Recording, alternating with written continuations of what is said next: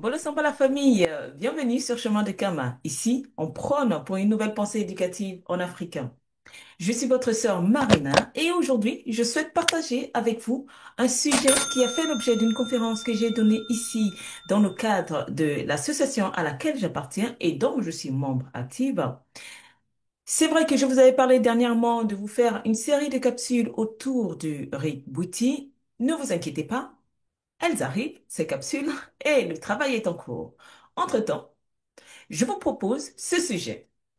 Les châteaux forts africains de l'Antiquité à la période royale et impériale.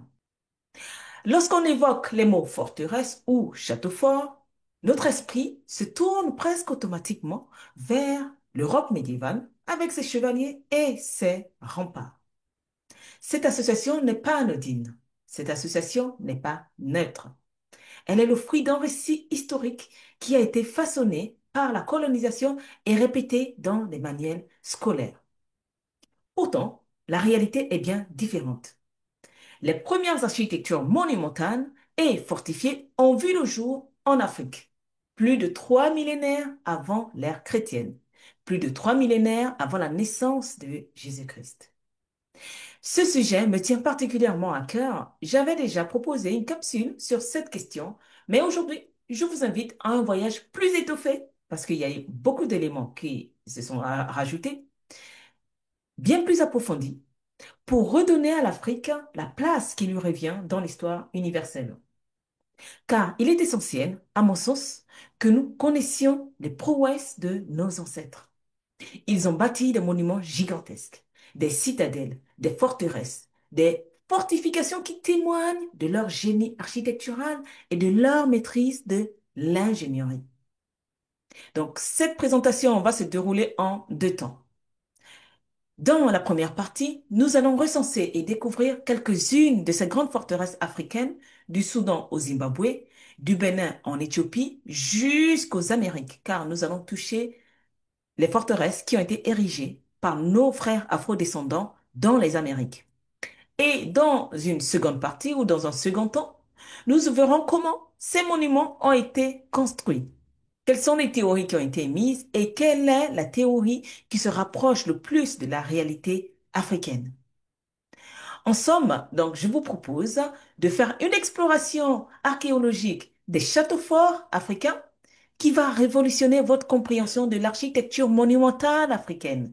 Et par cette compréhension, vous allez déconstruire un préjugé et replacer la forteresse dans son berceau originel qu'est l'Afrique. Mais avant ça, générique.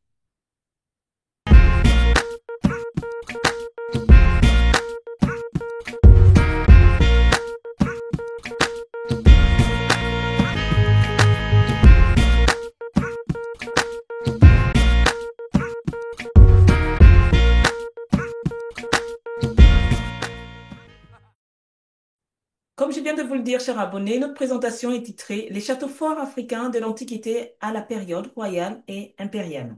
Le cas de Bouen dans sa partie 1. Voici le plan de notre présentation. Je vous laisse lire pour ne pas perdre beaucoup de temps. Nous allons commencer par notre point 1, qui est de définir ce que c'est qu'un château fort. Très souvent dans les manuels de vulgarisation ou la littérature courante, on peut lire qu'un château fort constitue une structure défensive sophistiquée construite principalement pour la protection militaire et le contrôle territorial. Ces édifices représentent bien plus que de simples fortifications, ils incarnent une forme tangible de puissance militaire, politique et économique.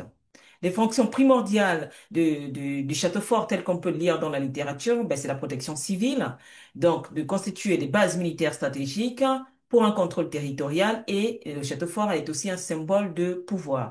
Donc il faut savoir que la construction des châteaux forts nécessitait des ressources considérables et ceci témoignait du niveau d'études et d'organisation technologique d'un génie collectif, au fait. Donc, du coup, du niveau de savoir d'une population donnée. Nous arrivons au deuxième point, les caractéristiques d'un château fort ou d'une forteresse. Qu'est-ce qui nous permet de reconnaître, de nous dire que là, il s'agit d'un château fort? Lorsqu'on voit cette architecture-là, il s'agit d'un château fort. Ben, il y a un certain nombre d'éléments, au fait, qui nous permet de définir ce que c'est que château fort. Donc, on doit pouvoir trouver dans la construction qui est en face de nous des murailles et des remparts, donc qui sont des épaisses fortifications en pierre et qui offrent une protection maximale contre les projections et les assauts. Donc, on doit pouvoir retrouver des tours et des bastions. On doit pouvoir retrouver des douves et des fossés. On doit pouvoir retrouver des ponts-levis, des portes. On doit pouvoir retrouver des meurtrières et des créneaux. Et on doit pouvoir trouver des embrasures. On peut dire que là, nous sommes en face d'un château fort lorsque tous ces critères sont remplis. Je vais vous mettre un petit film pour aller à l'origine des châteaux forts européens. Pourquoi est-ce que dans notre inconscient collectif, on a tendance à associer le château fort ou la forteresse à la période médiévale européenne? Voici un extrait de film qui va nous raconter l'histoire de châteaux forts en Europe. Au Xe siècle, les premiers châteaux sont appelés mottes castrales. La motte castrale se caractérise par deux éléments principaux, la haute et la basse-cour. La basse-cour renfermait les bâtiments nécessaires à la vie du château, alors que la motte abritait une tour où se réfugier en cas d'attaque. Ce type de château fort, entièrement en bois, a l'avantage d'être économique et rapide à construire. L'inconvénient est qu'il brûle facilement. La défense reste plus passive qu'active. Au XIe et XIIe siècle, les châteaux vont connaître des améliorations sensibles. L'emploi de la pierre le rend bien plus résistant. Les murailles deviennent hautes et épaisses. Les hourds permettent une défense rapprochée plus efficace. Les tours de flanquement sont carrées. Un fossé entoure le château. Une tour-porte protège l'entrée du château. On appelle ce type d'édifice militaire un château fort roman. Au XIIIe siècle, les architectes du roi Philippe Auguste vont élaborer un nouveau type de château, le château philippien. Les tours carrées étaient vulnérables. Les angles résistaient mal aux projectiles qui les percutaient. Dans les châteaux philippiens, les tours rondes s'imposent. Elles assurent une défense plus active et présentent une résistance plus homogène et limitent les angles morts. Le XIVe siècle est une période de renaissance pour le château fort. La guerre de Cent Ans conduit à un renouveau dans l'art de la fortification. Les hourds disparaissent pour être remplacés par des machicoulis ou des parapets. Une barbacane est maçonnée. Elle est détachée de l'enceinte. L'entrée de la barbacane est toujours visible du château pour obliger l'ennemi à se montrer. Le début du XVIe siècle voit la construction des derniers châteaux forts. Une tradition vieille de 6 siècles va disparaître. Construire une forteresse devient un privilège royal. C'est la fin de la féodalité. Et donc, dans ce film que nous venons de voir, nous avons vu que les châteaux forts commencent au Xe siècle, au niveau de l'Europe. Au Xe siècle, nous sommes dans les années 900 de notre ère, 900 après Jésus. Et donc, les châteaux forts commencent en Europe par les mottes castrales. Vous avez bien vu les constructions en bois. Et donc, dans les années 900, les constructions des forteresses, donc des châteaux forts, sont des mottes castrales, donc sont en bois, au fait, comme vous avez pu le voir. Et c'est progressivement que on va aller du bois vers la pierre. Et on va avoir des forteresses et des constructions plus élaborées. Et donc, ça part du Xe siècle au XIIe, XIIIe, XIVe siècle. Donc, vous avez pu le voir dans le film. Maintenant, allons-y au niveau des châteaux forts africains.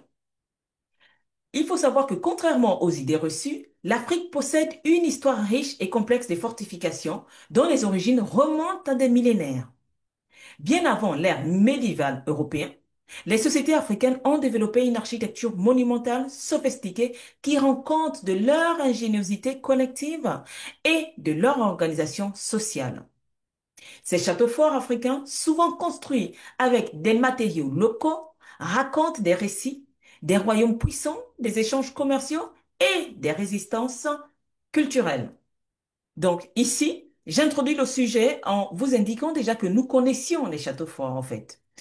Et donc, on va voir dans cette présentation le château fort de Bouenne en Égypte antique, par exemple. Nous verrons Grand Zimbabwe, nous verrons Tichit en Mauritanie et Kilwa en Tanzanie et bien d'autres, et bien d'autres. Je vous ai dit jusqu'aux Amériques. Mais j'aimerais revenir un petit peu sur la fonction du château fort, parce que dans la littérature, on associe très vite la notion du château fort à la défense, à une construction militaire, comme si la première fonction du château fort est militaire. Dans le cadre de l'Afrique, la première fonction du château fort n'est pas militaire. Elle est certes militaire, mais elle n'est pas militaire. Ce n'est pas la première, ce n'est pas la fonction primordiale. La fonction primordiale rentre dans un objectif de planification territoriale où on souhaite délimiter l'espace communautaire. Nous allons voir avec, par exemple, Bénin. Donc, Bénin City, par exemple, comment est-ce que c'était organisé. Et donc, l'objectif principal, vraiment, c'est de délimiter l'espace communautaire de telle sorte que les communautés puissent vivre en harmonie, en fait. Vous voyez, c'est un petit peu comme je dis souvent que l'Afrique est vraiment très mimétique. Donc, on a observé le vivant et on a reproduit ce que le vivant fait, en fait. Et donc, si vous voyez, par exemple, chez les animaux, comment est-ce qu'ils font pour marquer leur territoire, eh bien, c'est exactement ça, en fait. C'est exactement ça. Et donc, ça, les châteaux forts étaient construits progressivement en fait. Et donc, c'était dans l'objectif de marquer le territoire, de telle sorte qu'il y ait des interactions, de telle sorte de délimiter les espaces communautaires et qu'il y ait en même temps des interactions autour de ces communautés-là, en fait. Donc, il s'agissait d'organiser le territoire pour pouvoir affirmer aussi le pouvoir central, parce que le pouvoir était centralisé à l'époque, en fait. Donc, pour pouvoir affirmer le pouvoir central du roi, en fait, qui était très souvent au milieu de l'enceinte. Et donc, c'est une vision politique d'une gestion territoriale urbaine fondée sur l'espace et la structuration du pouvoir. Et donc, on est face ici à une maîtrise du sens de l'urbanisation. Nous allons commencer du coup par le château fort de Bouêne, parce que c'est, comme je vous l'ai dit à l'introduction, c'est la plus vieille fortification en fait connue de l'humanité avec toutes les caractéristiques que l'on connaît d'un château fort. Et donc, le château fort de Boine est situé en Nubie, près de la deuxième cataracte du Nil. Et donc, ça représente l'un des sites archéologiques les plus significatifs qui illustrent l'ingéniosité des civilisations de Kemet, donc de nos ancêtres. Et donc, il faut savoir que sur la carte qui est à ma droite, ben, le château fort de Boine se trouve à la deuxième cataracte. Donc, la deuxième cataracte, vous pouvez le voir indiqué ici, en fait. Donc, nous sommes bien au Soudan, si vous voyez sur la carte. Nous sommes au Soudan. Et donc, sur la carte qui est tout à gauche, le Soudan est situé, si vous suivez ma souris, et donc est délimité ici en vert.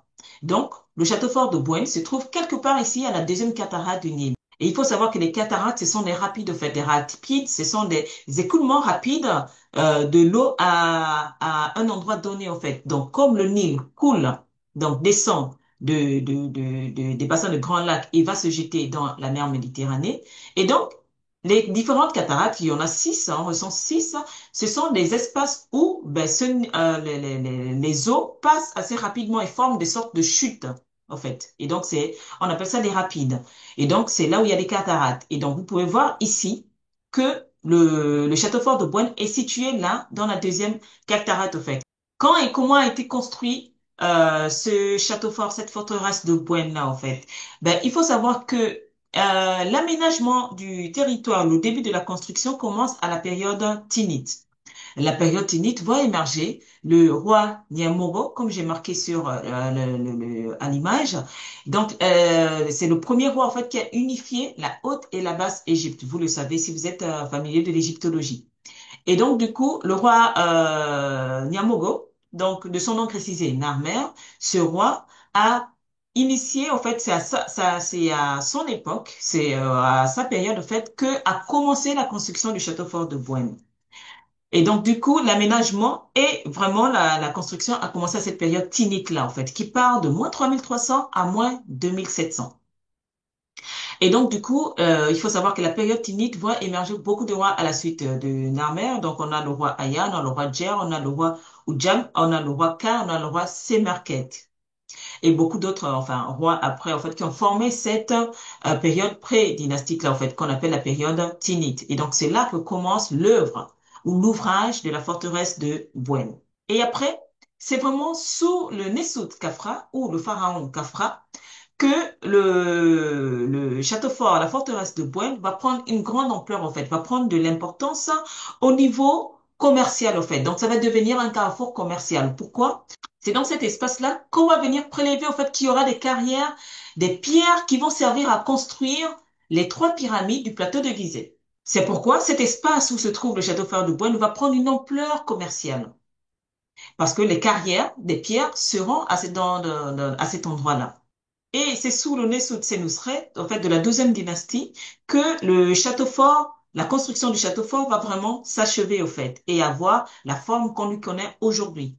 Et comme je vous ai dit, il faut savoir que nos forteresses, au fait, se construisaient vraiment, voyez un petit peu, ayez l'image des fractales, au fait. Ça veut dire que il y a une petite forme qui commence, au fait, et ça grandit au fur et à mesure, au fait. Donc, ça grandit au fur et à mesure.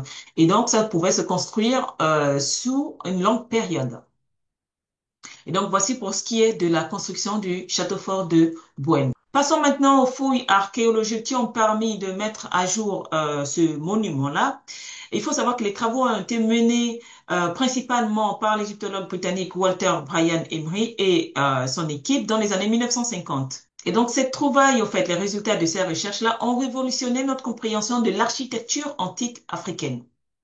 Ces travaux d'envergure ont permis de mettre à jour une complexité structurelle remarquable, avec des découvertes majeures comme des systèmes défensifs sophistiqués, des vestiges civils. Donc là, en fait, on est face à des artefacts, en fait, qui témoignent de la vie quotidienne des habitants qui habitaient dans cette forteresse-là, en fait.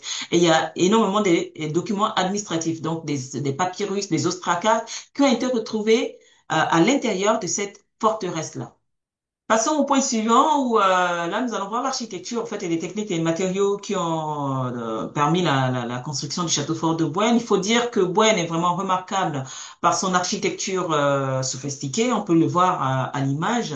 La forteresse s'étendait le long du Nil et couvrait une superficie de 1,3 hectares. Il faut savoir que cette forteresse pouvait accueillir jusqu'à 10 000 personnes. Donc 10 000 âmes pouvaient vivre dans cette forteresse selon la taille au fait. Et l'enceinte formait un circuit de 1,5 km. C'est énorme.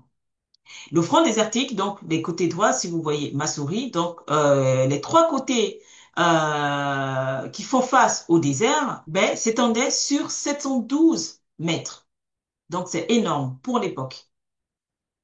Aussi, il faut savoir que l'ancêtre de Bouenne incorporait des douves creusées à 3 mètres de profondeur dans le substrat rocheux, donc nous sommes vraiment dans la roche. Il y avait des revêtements, des ponts-levis, des bastions, des contreforts, des remparts hauts de 12 mètres. Attention, la hauteur des remparts, 12 mètres. On avait des créneaux, des embrasures, des failles qui démontraient une avancée dans les techniques de fortification de l'époque. Ces dimensions exceptionnelles nous démontrent bien l'ambition architecturale et la maîtrise technique des bâtisseurs africains de Bouenne. Parce que oui, ce sont des Africains qui ont construit Bouenne. Et cette forteresse représente encore de nos jours un exploit d'ingénierie remarquable pour son époque. Et donc, on avait des remparts de 12 mètres de haut. L'épaisseur des murs, il faut voir l'épaisseur. L'épaisseur des murs allait jusqu'à 8 mètres. La profondeur des douves, 3 mètres. C'est énorme. C'est énorme pour l'époque. Pour ce qui est des matériaux de construction, il y en avait trois essentiellement, donc la pierre, le bois et la brique crue. Et donc, il faut savoir que pour les parties critiques de la fortification, comme les bases des murs, la pierre était utilisée pour sa solidité et sa résistance à l'érosion. Le bois était également utilisé pour renforcer les structures. Pour les parties les moins critiques, on utilisait les briques crues. Et ces briques crues étaient fabriquées à partir de limon du Nil moulé et séché au soleil. Il faut savoir que aujourd'hui encore en Afrique, on construit avec des briques crues au fait. Donc, moi je me rappelle qu'on faisait ça chez moi au niveau de Chibanga. On creusait de la terre pour construire une maison. Ben, on creuse la terre, on fait un trou, au fait, on verse de l'eau et on piétine la terre. Donc, on piétine, au fait, de façon à ce que ça forme une boue et après, on va mouler. Et on va faire sécher au soleil et donc, ça va constituer une brique crue. Et c'est avec cette brique crue qu'on va construire la maison. On le fait encore aujourd'hui en Afrique. Ça se faisait déjà il y a 3000 ans, en fait, en arrière. Donc, il y a 5000 ans aujourd'hui. Et donc, la construction de Buena nécessitait une organisation logistique complexe et une coordination précise entre différents corps de métiers spécialisés. Et donc, vraiment, pour construire une forteresse de cette dimension, avec ces mesures-là, ben, il fallait toute une organisation. Et donc, main-d'œuvre militaire. Il faut voir ici les militaires, n'ayez pas l'idée des militaires à l'européenne, mais les militaires à l'africaine. Il faut savoir que dans nos sociétés endogènes, en fait, nos militaires, c'était nos chasseurs initiés. Il faut savoir que dans toutes les sociétés, ça existe encore aujourd'hui, hein. Dans toutes les sociétés africaines, on a des confréries ou on a des sociétés qui initient ben, des hommes, en fait, qui vont être des justiciers ou qui vont être des chasseurs initiés, souvent on appelle, au fait. Et donc, ils ont pour mission d'apporter la sécurité, au fait. Ils sont responsables de la sécurité dans les villages. Ils sont les gardiens de l'ordre. En fait, ce sont souvent des initiés. Au Mali, par exemple, les Dozo. Ben, les Dozo, ce sont nos militaires. Au niveau du Bénin, par là, ils sont aussi, il me semble que c'est le même mot, Dozozo, il me semble. Et ils vont voir, par exemple, pour Mas, le Zangbeto, par exemple. Donc, ceux qui sont initiés chez les Fonds qu'on trouve au Togo, au Bénin, ben, normalement, ce sont des militaires, en fait. Ce sont nos militaires. Au Gabon, par exemple, ceux qui sont initiés dans le Mouiri, ce sont des justiciers.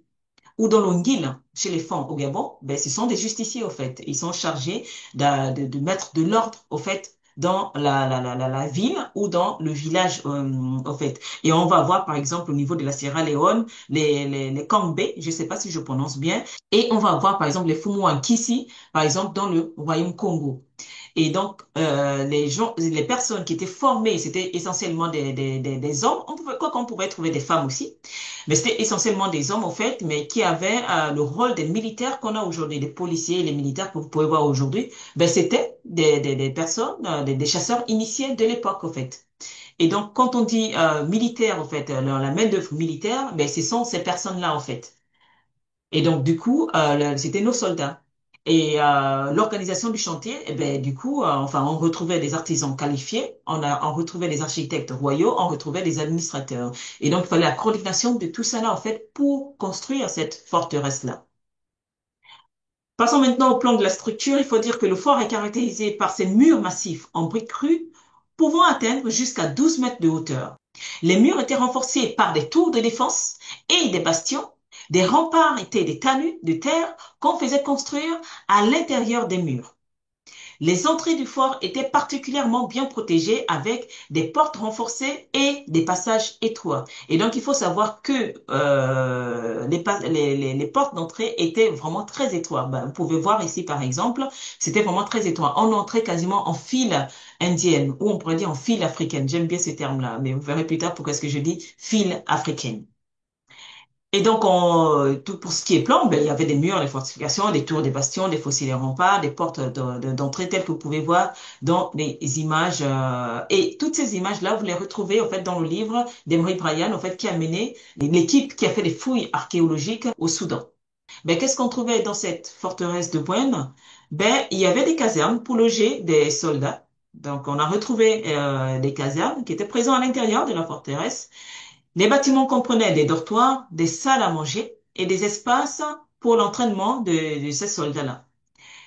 Il y avait des structures pour l'administration et la gestion des ressources étaient également présentes. Donc, il y avait des magasins, il y avait des entrepôts qui permettaient de stocker des provisions et d'autres fournitures essentielles pour soutenir la population pendant des longues périodes. Donc, on retrouvait des greniers, comme on appelle chez nous. Donc, on a retrouvé aussi des grandes citernes, en fait, qui permettaient de stocker de l'eau, ce qui fait de Bouenne, donc ce qui fait de cette forteresse-là vraiment un grand centre urbain et organisé. Organisé. Regardez tout ce qu'on retrouvait, en fait, à l'intérieur. Nous sommes à moins 3000 ans.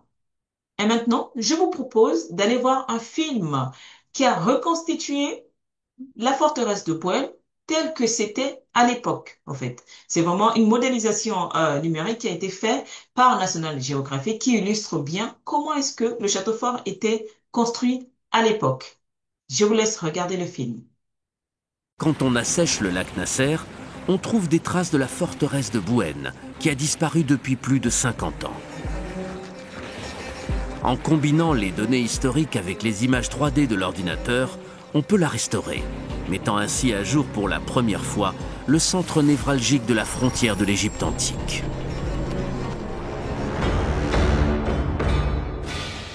Et c'est colossal. Son vaste tracé couvre une zone 20 fois plus étendue que la forteresse d'Ouronarti. Son enceinte forme un circuit de près de 1500 mètres et ses murs hauts d'une douzaine de mètres dominent les rives du fleuve. Voici la forteresse de Bouenne, dans toute sa gloire passée. Tout y est conçu pour impressionner.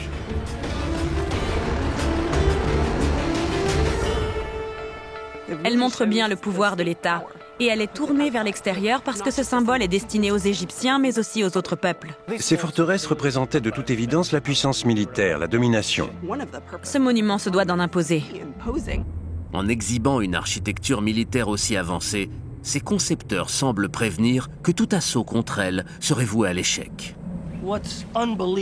Si je vous disais que tous les principes mis en œuvre dans les forteresses de l'Europe médiévale sont déjà présents dans ces enceintes en briques de terre, 18 ou 20 siècles avant notre ère, vous ne me croiriez pas. 3000 ans avant les châteaux forts européens, la forteresse de Bouenne est équipée de douves sèches, d'une porte fortifiée, de remparts et de meurtrières sophistiquées permettant un angle de tir à 180 degrés. Nous venons donc de voir que cette forteresse date de moins 3000 ans. De moins 3000 ans. Donc plus de 3000 ans avant les châteaux forts de l'Europe.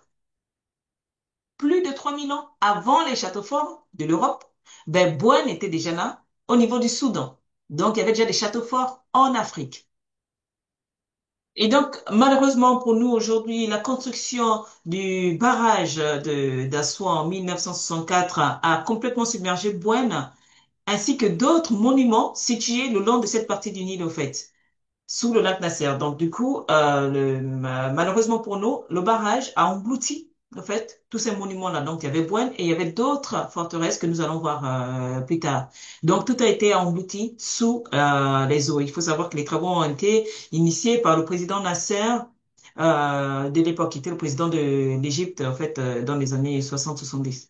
Et donc, Bouenne était l'avant-poste le plus au nord d'une série d'au moins 8 fortifications en briques et en pierre construites au cours de la 12e dynastie, le long d'un tronçon de 60 km. Donc, sur 60 km, entre la deuxième et la quatrième cataracte, on retrouve toute une file de forteresses, en fait.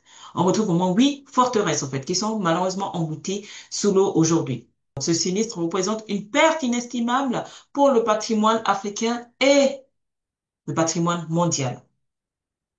En termes d'importance culturelle historique, il faut dire que Bouenne est un témoignage exceptionnel de l'ingénierie de nos ancêtres de la vallée du Nil et de leur remarquable capacité à concevoir des structures d'une complexité extraordinaire. Nous avons vu le film. Extraordinaire. Le site de Bouenne souligne également des interactions culturelles et commerciales profondes entre la Nubie et l'Égypte.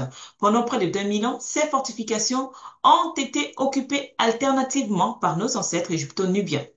Allons-y voir maintenant les autres forteresses du Soudan antique. Nous sommes toujours dans la période de l'Antiquité africaine. Je vous ai dit qu'il y avait plusieurs autres forteresses entre la deuxième et la quatrième cataracte du Nil. Donc, on peut trouver par exemple Semna et Kouma. On peut retrouver la forteresse de Ronarti. On peut retrouver la forteresse de Chalkaf et Askut. On peut retrouver la forteresse de Migirsa, en fait. Donc, tout ça, ce sont des forteresses qui ont été construites tout le long du Nil, en fait, entre la deuxième et la quatrième cataracte au niveau du Soudan. Ce sont des forteresses nubiennes. Et donc, du coup, on retrouve tout ça, en fait. Donc, sur une seule image, vous avez toutes les forteresses, en fait, qu'on retrouve au niveau du Soudan. Donc, mais malheureusement, qui sont aujourd'hui, enfin pour certaines, englouties sous l'eau, en fait. Mais il y a encore des forteresses quand même qui sont visibles. Je vous présente maintenant un petit film qui parle de la forteresse de Ronarti. La forteresse d'Ouronarti a été érigée en 1850 avant notre ère, pendant le Moyen Empire. Elle se trouve à 350 km au sud du territoire de l'ancienne Égypte.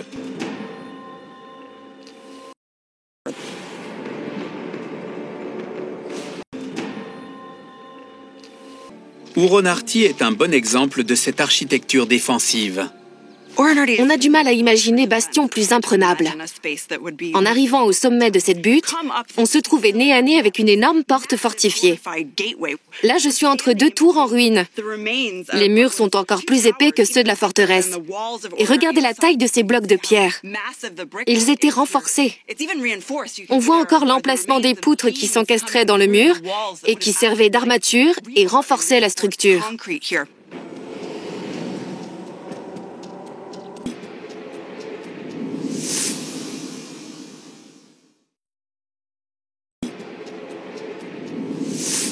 Passons maintenant à Neken, en fait, qui est la cité prédynastique. Donc là encore, nous sommes à moins 4500 ans. Donc avant Bouenne. Bouenne est à 3000 ans, moins 3000 ans, pardon. Et Neken, c'est moins 4500 ans. Donc avant la période Tinnite. Il faut savoir que la cité de Neken est l'un des plus anciens et les plus grands centres urbains de la vallée du Nil. Donc nous sommes là à la période badarienne. La période badarienne, en fait, c'est la période qui arrive avant la période tinnite, avant la période pré-dynastique, au fait. Et cette période, dans cette période badarienne, se situe entre la culture du Fayoum. Il faut savoir qu'il y avait encore la culture du Fayoum avant le Neken. Donc, il y avait la culture du Fayoum, il y avait la culture badarienne et après la culture Nagada, en fait. Donc, la période Nagada, on a Nagada 1, Nagada 2, Nagada 3. Et donc, vraiment, il faut étendre votre mémoire, en fait. Vraiment. Donc là, à Neken, nous sommes à moins 4500 ans, avant la période prédynastique, avant Bouenne dont je viens de vous parler. Et vous voyez, en fait, par les images. Donc, c'est visible aujourd'hui. C'est visible. Et ça date de moins 4500 ans. Et donc, c'était la capitale du royaume de Haute-Égypte qui a joué un rôle déterminant jusqu'à la période tinnite, donc la période prédynastique. On peut voir par ces images les hauteurs des murs qui vont de 10 à 11 mètres de haut. Nous sommes au moins 4500 ans, 10 à 11 mètres de haut. L'épaisseur des murs, 3 à 5 mètres. Et il y a l'esprit moins 4500 ans. Et les matériaux utilisés, ce sont des matériaux qu'on retrouve dans l'environnement.